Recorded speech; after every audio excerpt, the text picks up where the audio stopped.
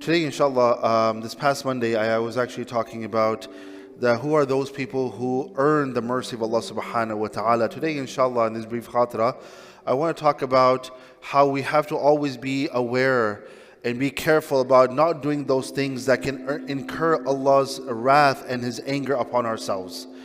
Allah subhanahu wa ta'ala, first of all, it is a reality that Allah subhanahu wa ta'ala, while He is Ar-Rahman Ar-Rahim, while He is Ghafurur Rahim, Allah subhanahu wa ta'ala is indeed Shadidul Iqab. He is the one who gives and inflicts the most painful punishment. Allah subhanahu wa ta'ala in the Quran, various places He talks about Jannah, but He talks about Jahannam. He does mention, it is mentioned in the Hadith Qudsi that His rahmah and mercy trumps and it overpowers His anger and His ghadab. But there is no doubt in the reality that there is something called the ghadab of Allah subhanahu wa ta'ala. And it is interesting that you find people till today that they will commit sins and sins and sins, and in order to make them feel good, they will say, oh, Allah subhanahu wa ta'ala is Ghafur Rahim. We remind ourselves that in Surah Al-Hadid, Allah subhanahu wa ta'ala talks about the munafiqun, and He says about these people that there were 4 steps that they took in order to land themselves in the fire Jahannam. And the very first one was وَلَكِنَّكُمْ فَتَنْتُمْ أَنفُسَكُمْ. Then the next step was وَتَرَبَّصْتُمْ. And then the third step was وَارْتَبْتُمْ. And then the fourth step was وَغَرَّتْكُمُ الْأَمَانِي. There are times when we go so deep into a sin that then coming out of that sin, leaving that sin becomes so difficult. And at that time, the best way to console ourselves is, oh, Allah subhanahu wa ta'ala is Ghafur Rahim. Yes, He is indeed Ghafur Rahim, but He is also the one who will inflict a pain and a punishment upon people. In Surah Al-Haqqah, Allah subhanahu wa ta'ala, He mentions those who will be given their book of deeds in their right hand.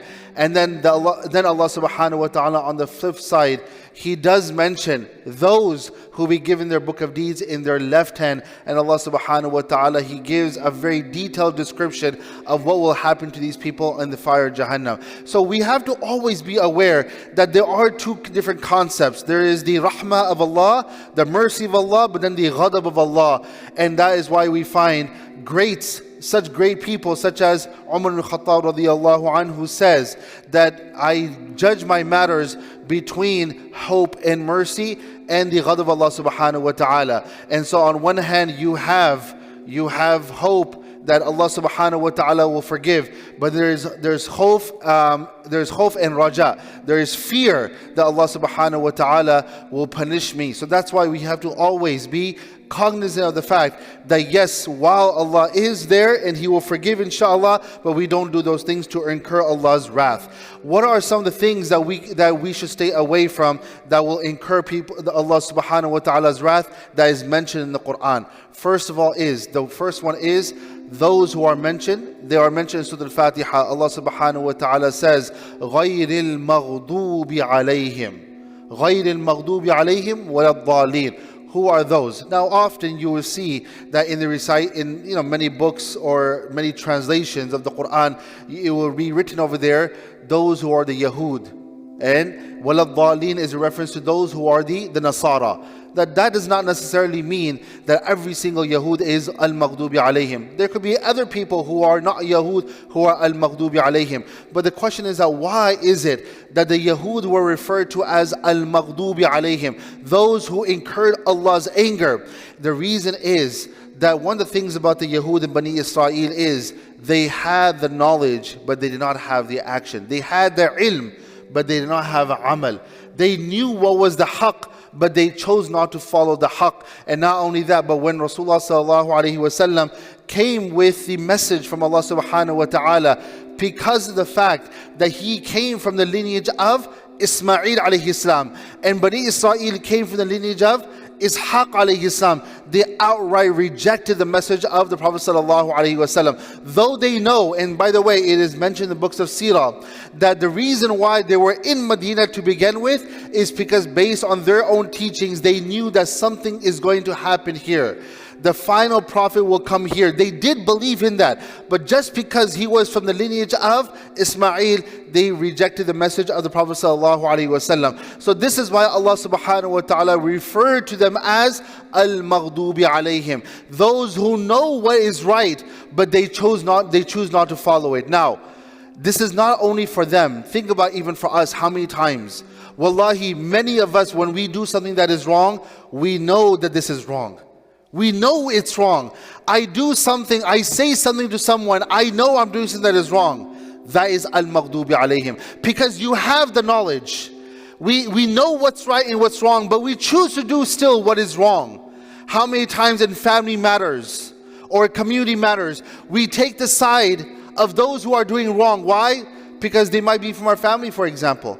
But I know what I'm doing is not right, but because they are my family, I have to give them preference over Allah and His Prophet ﷺ. That is al-maghdubi alayhim. Why? Because we know what's right, yet we choose to reject the truth. So it's not only, a lot of times when we read the Quran, we have a very narrow vision of what the Quran is trying to tell us. We have to expand that understanding, and a lot of times we will realize that we fall into that same category. The next group of people upon whom Allah subhanahu wa ta'ala will have His anger and His wrath upon are those who stay away from ibadat. Now let me explain this way. Many of the ulama, they say that one of the signs that Allah subhanahu wa ta'ala is upset with you, He does not take away things from you in life. Every single person, Muslim, Kafir, they all are inhaling, exhaling.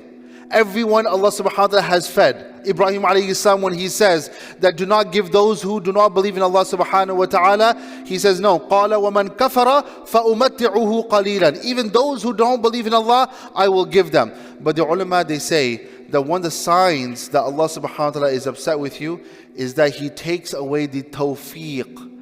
He takes away the opportunities to do good. You know how many people, they have the time, they have the money, they have the opportunity to go for Umrah. They have the money, the time, the opportunity, the money to go for Hajj. Allah does not give them the tawfiq. Allah takes away the tawfiq from them. How many times we're sitting at home, we know it's time for Salat. Salat time is going. It's going, and it's gone. That's a sign that Allah subhanahu wa ta'ala is upset. He's taking away the tawfiq from you to pray Salat. That in itself is an alarming sign.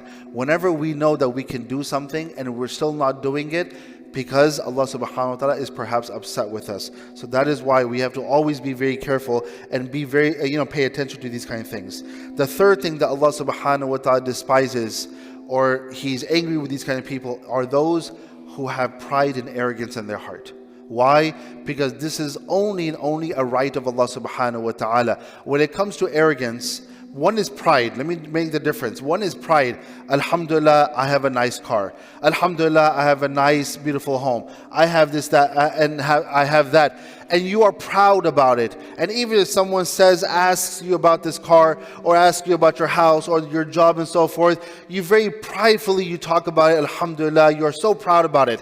That's not the problem. The problem is arrogance. Arrogance is, as the Prophet ﷺ he has described, بَطَرُ الْحَقِّ وَغَمْتُ النَّاسِ. It is judgment. To judge someone is only the right of Allah subhanahu wa ta'ala. أَلَيْسَ اللَّهُ بِأَحْكَمِ الْحَاكِمِينَ. There is no one who can judge someone else. The only one who can judge is only Allah subhanahu wa ta'ala. And not only that, but the second definition of arrogance is بَطَرُ الْحَقِّ, to suppress the truth. Meaning that you suppress the truth and you replace that with your own truth, which is almost in one way legislation. Legislation is only the right of Allah subhanahu wa ta'ala. So when people are arrogant, you are taking away the attributes of Allah subhanahu wa ta'ala. You are trying to say that whatever rights belong to Allah, I also have those same rights. So that is why Allah subhanahu wa ta'ala very clearly in the Quran, He says, إِنَّ اللَّهَ لَا يُحِبُّ الْمُتَكَبِّرِينَ. Fourth are those people who commit oppression against themselves, meaning those who are indulged in sins. Allah subhanahu wa ta'ala, He says, فَأَمَّا الَّذِينَ كَفَرُوا فَأُعَذِّبُهُمْ عَذَابًا شَدِيدًا فِي الدُّنْيَا وَالْآخِرَةِ وَمَا لَهُم مِن نَاصِرِينَ. Those who did wrong and they were ungrateful to Allah subhanahu wa ta'ala and they did kufr, Allah subhanahu wa ta'ala says He will inflict a painful punishment upon them and they will not have any wali in the hereafter. And by the way, before I have explained why you see all over the Quran the word waliyin is mentioned, because the Makkans a long time ago when they used to live in Makkah, if you were someone who did not have a very, I would say, a very prestigious kind of position in Makkah, you did not belong to a great family in Makkah, a lot of times you would need someone else's protection in order to live in Makkah. So what they would do is that they would live under each other's protection. They call this, even nowadays, they call this a lot of times diplomatic immunity. Okay, go into someone else's country, do whatever you want because you are under diplomatic immunity. Do whatever you want. So a lot of times they would do these kind of things. Allah subhanahu wa ta'ala says, in the hereafter, you are not going to have any wali. Here you're going to have a wali. You will have people to back you up. And even subhanAllah till today, when you see politicians doing things that are completely wrong, you know why they get away? Because they have what? They have a wali, right? They have other politicians who are going to back them up. So in this dunya, you have everyone to back you up, even when you do something that is wrong.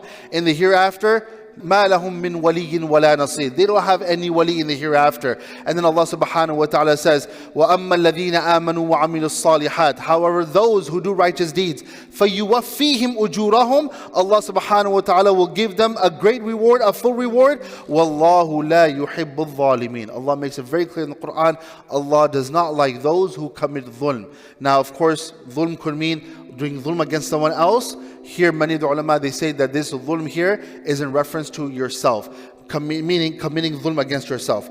The last few things is, number 5, extravagance. We all know what extravagance is. Our deen has taught us to always be moderate when it comes to spending. Do not be so stingy that you don't want to spend, you don't want to give. Do not be extravagant, because Allah subhanahu wa ta'ala says, Inna Allah la yuhibbul musrifin. Allah does not like those who are extravagant. So when it comes to our money, you know how often, subhanAllah, today in our families, our Muslim families, by the way, one of the key reasons of divorces in our Muslim community is money. Okay? It's money. One of the key reasons of conflicts in our Muslim families is money. That is why we have to be very careful of how we spend our money. Number 6, treachery and betrayal. To betray someone, to lie to someone, to when it comes to financial transactions, when it comes to promises and so forth, even when it comes to secrets, there are times when we betray others. Allah subhanahu wa ta'ala says, Inna Allah la yuhibbul kha'inin. When someone gives you an amana, you take care of that amana. Number 7, exposing your own sins. The Prophet ﷺ, he mentions that one of the most despised people to Allah subhanahu wa ta'ala are those who expose their own sins. And it's called a mujahir. It's called a mujahir. One is a muhajir. These are people who are known as mujahir. It comes from the word jahara. Jahara, like even when we talk about salat, we say salat jahri. The salat wherein we recite out loud, meaning that you are exposing your voice. Likewise, these people are called mujahir. Why? Because Allah, these are the people who commit sins and Allah covers up their sins. But these are the same people who go out and they will expose their sins and they're proud over their sins. These are one of the people who are the most despised to Allah subhanahu wa ta'ala. And finally, number 8 are those who commit shirk with Allah subhanahu wa ta'ala. Now, we can talk about shirk on a greater scale. The major shirk, which are those who worship others besides Allah subhanahu wa ta'ala. And then you have the shirkul khafi. Shirkul khafi is, what is shirkul khafi? Riya. Riya is shirkul khafi. Doing something to please someone else rather than Allah subhanahu wa ta'ala. You're giving sadaqah, not so that you can please Allah subhanahu wa ta'ala, but rather you can have other people say, what a generous person this brother was or this sister was. You're volunteering or you're doing something that is good. Why? Not to please Allah subhanahu wa ta'ala, not to serve His makhluk, but rather to have people praise you for what you are doing. This is known as shirkul khafi. So these are also a group of people that Allah subhanahu wa ta'ala despises. So quickly, once again, those who know the truth and they reject the truth. Number 2 was These are the people that Allah subhanahu wa ta'ala takes away opportunities of doing good from them. Number 3, arrogance. Number 4, those who commit dhulm against themselves, who commit sins day and night. Number 5, extravagance. Number 6, treachery and betrayal. Number 7, exposing one's own sins. And number 8, committing shirk with Allah subhanahu wa ta'ala. These are 8 things that we must all stay away from in order to protect ourselves from the wrath of Allah, from the ghadab of Allah subhanahu wa ta'ala. I ask Allah subhanahu wa ta'ala that if we are amongst those who have earned His ghadab, may Allah subhanahu wa ta'ala replace that with His rahmah and His mercy. We ask Allah subhanahu wa ta'ala to show us His rahmah and mercy in this dunya and especially in the akhirah. Ameen Rabbil Alameen. Jazakumullah khair. Assalamu alaikum wa rahmatullahi wa barakatuh.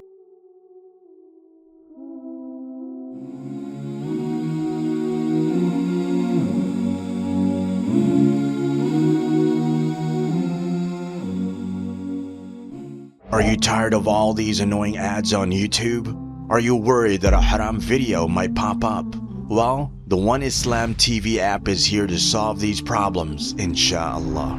The One Islam TV app is 100% free of any ads and is safe to browse for your peace of mind. Watch or listen to lectures and lessons while you work, rest, or drive with your device switched off. Watch videos on demand or download videos and watch offline.